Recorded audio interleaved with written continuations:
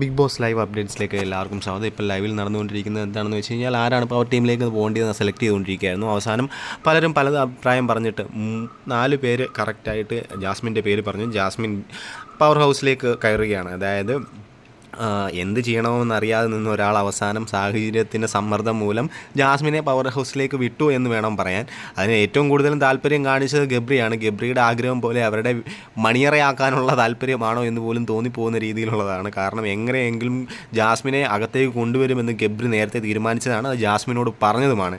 അതിനിടയ്ക്ക് പറയുന്നുണ്ടായിരുന്നു ജാസ്മിൻ എനിക്കിഷ്ടമാണ്, ജാസ്മിനോട് എനിക്ക് സോഫ്റ്റ് കോർണറുണ്ട്, അതുപോലെ തന്നെ ജാസ്മിനും തിരിച്ച് എന്നോട് സോഫ്റ്റ് കോർണറുണ്ട്, അതുകൊണ്ട് ജാസ്മിനെ അകത്തേക്ക് കൊണ്ടുവരണമെന്നാണ് എൻ്റെ താല്പര്യമെന്ന്. പക്ഷേ എന്തുകൊണ്ടും പവർ ടീം ഒന്നുകൂടെ വീക്കായെന്ന് വേണം പറയാൻ. അവിടെ സംസാരിക്കാൻ ഇപ്പോൾ ജാസ്മിൻ മാത്രമേ ഉള്ളൂ. വേറെ ആരെയും കൊണ്ട് എന്തായാലും സംസാരിക്കാൻ പറ്റില്ല എന്ന് 100% ഉറപ്പാണെന്ന് നമുക്ക് കാണുമ്പോൾ തന്നെ മനസ്സിലാവും.